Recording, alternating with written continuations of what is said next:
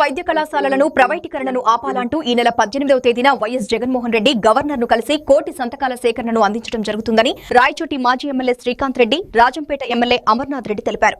అన్నమయ్య జిల్లా రాయచోటి పట్టణంలోని జిల్లా వైఎస్ఆర్సీపీ కార్యాలయంకు 6 నియోజకవర్గాలకు సంబంధించిన దాదాపు 3 లక్షల పైగా సంతకాల సేకరణలు చేరుకోవడం జరిగిందన్నారు. ఈ సంతకాల సేకరణను జిల్లా కార్యాలయంలో భద్రపరిచి ఈ నెల 15వ తేదీ జెండా ఊపి విజయవాడకు పంపడం జరుగుతుందన్నారు. అనంతరం ప్రభుత్వ వైద్య కళాశాల ప్రైవేటీకరణపైన న్యాయ వ్యవస్థ ద్వారా ముందుకు వెళ్లడం జరుగుతుందన్నారు. ఈ సంతకాల సేకరణలో పాల్గొన్న ప్రతి ఒక్కరికి కృతజ్ఞతలను వారు తెలియజేశారు. సంతకాల సేకరణ జిల్లా ఆఫీస్ కి చేరడం జరిగింది. ఇంతకు ముందు ఏ రకంగా ఒక నియోజకవర్గంలో చేశారో మీకు వివరించడం జరిగింది. పెద్దలు చెప్పిన విధంగా ఈ వ్యతిరేకతను అంతా కూడా ప్రభుత్వం గ్రహించి ఈ సంతకాల సేకరణలో పాల్గొన్నటువంటి ప్రతి ఒక్కరికి కూడా కృతజ్ఞత తెలియజేస్తున్నాం. మీ పోరాట స్ఫూర్తి, మీరు ఇచ్చినటువంటి స్ఫూర్తితో, ప్రజలు 1 కోటి మంది దాదాపుగా రాష్ట్ర వ్యాప్తంగా ఇచ్చినటువంటి స్ఫూర్తితో ఈ పోరాటానికి ముందుకెళ్తాం. గవర్నర్ గారికి మా విన్నతిని కూడా అంతా కూడా సమర్పించడం జరుగుతుంది. తర్వాత లీగల్ గా కూడా జగన్మోహన్ రెడ్డి గారు గవర్నర్ సమర్పించిన తర్వాత లీగల్ గా కూడా కోర్టులో ప్రొసీడ్ అవ్వాలన్నటువంటి నిర్ణయం తీసుకున్నారు. కాబట్టి ఈ రోజు ఇక్కడికి చేరినటువంటి ఇవన్నీ కూడా ఈ 6 నియోజకవర్గాలలో దాదాపుగా 3 లక్షల పైగా సంతకాల సేకరణ జరిగింది. ఇవన్నింటినీ కూడా ఈ రోజు ఇక్కడ భద్రపరిచి 15వ తేదీన ఇక్కడ నుంచి జెండా ఊపి అన్ని నియోజకవర్గాల నుంచి నాయకుల ద్వారా ఇక్కడ నుంచి విజయవాడకు పంపించడం జరుగుతుంది. 18వ తేదీన జగన్మోహన్ రెడ్డి గారు 4 గంటలకు గవర్నర్ గారిని కలుస్తారు.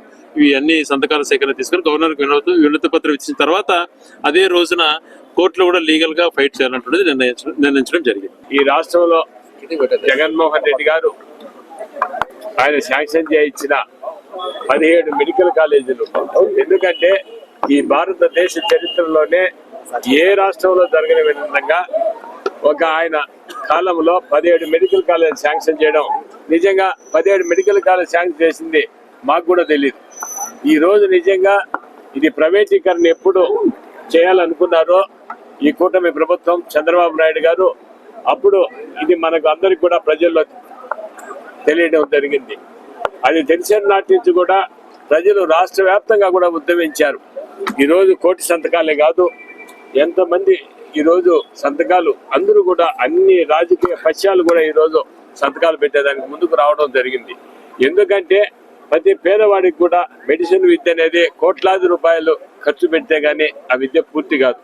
అదే గవర్నమెంట్ కాలేజీలు అయితే కన్నా ఏదో తక్కువ ఫీజుతో మెడిసిన్ పూర్తి చేసే అవకాశం ఉంటుంది. కేవలం ఒక విద్య కాదు, ప్రతి పేదవాడికి కూడా వైద్యాన్ని అందించాలి. ఎందుకంటే 17 మెడికల్ కాలేజీలు అంటే జిల్లాకు ఒక పెద్ద ఆసుపత్రి వస్తుంది.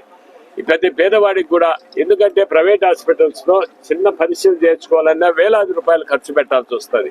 అలాంటిది ఇక అదే ప్రభుత్వ హాస్పిటల్ అయితే ఏదో ఉచితంగా పేదవాడికి వైద్యాన్ని కూడా అందించనే ఆలోచన జగన్మోహన్ రెడ్డి గారిది.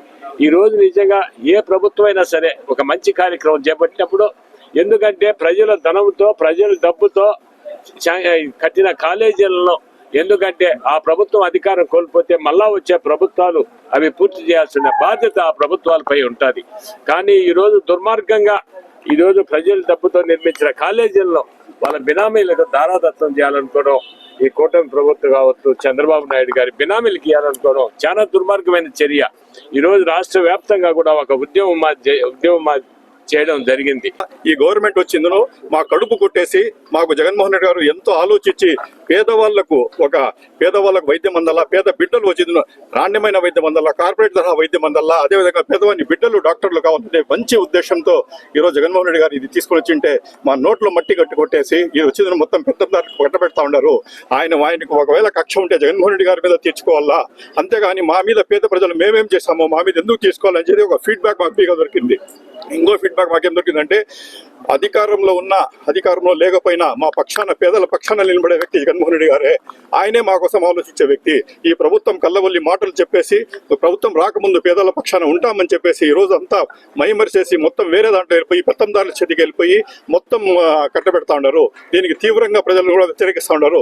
కానీ ప్రజలు ఏమంటే ఈ రోజు రోడ్ల మీదకి రాచి వాళ్ళంతా కాసుకొని ఉన్నారు. ఈ రోజు లోకల్ బాడీ ఎలక్షన్స్ అయినా రాని, మెయిన్ ఎలక్షన్స్ అయినా రాని, మా తడాక ఏమో ఆయనకు చూపిస్తాము, ఈ రకంగా మాకు మోసం చేసి ఆయన ఓట్లు సంపాదించుకొని ఈరోజు మాకు ఇది పెడతా ఉన్నారు. ఆయనకు వచ్చి ఆయన పరిస్థితి ఎట్లుందంటే ప్రజలు వద్దు ఈవీఎంలే ముద్దు మాకు అనే టైప్లో ఆయన ఇది పోతా ఉంది. ఖచ్చితంగా ఆయనకి నిజమైన తీర్పు మేము ఇస్తామని చెప్పి అందరూ కాసుకొని ఉన్నారు. కాబట్టి ఇప్పటికైనా ఇక ఉండే నెగిటివ్ నిర్ణయం చంద్రబాబు నాయుడు గ్రహించి ఇప్పటికైనా ఆయన ఉద్దేశం ఏమి, ఆయన చేస్తున్నారు కదా దీనికి తిరిగి తీసుకొని ఈరోజు వైఎస్ఆర్సీపీ పార్టీ చేస్తా ఉంది అది ఆలోచించద్దండి. ప్రజలు ఎంత వ్యతిరేకత ఉంది మీకు, ప్రజలు ఏ రకంగా ఆశపడినారు, మీరు ఎందుకు వాళ్ళ ఆశలు అడియాసలు చేస్తా ఉన్నారు, ఆ ఉండే ఆ ఫీలింగ్స్ గ్రహించి ఖచ్చితంగా మా పక్క చూడొద్దండి, ప్రజల పక్క చూసేసి ఈ మీ డెసిషన్ తిరిగి తీసుకుంటారని చెప్పి కోరుకుంటూ ఇది వచ్చిందో ఇప్పుడు ఇది 15వ తేదీ మేము జిల్లా నుండి తీసుకొని పోయి వచ్చి మేము వచ్చిందో జగన్మోహన్ రెడ్డి గారికి చేస్తాము. అక్కడ 18వ తేదీ మన రాష్ట్రపతి గారి మన దీని గవర్నర్ గారికి కూడా ఈ అన్ని నమూనాలు ఇవ్వడం జరుగుతుంది. కాబట్టి ఖచ్చితంగా ఈ గవర్నమెంట్ దిగి వచ్చి వాళ్ళ డెసిషన్ తిరిగి తీసుకొని ఆశిస్తా ఉన్నాం.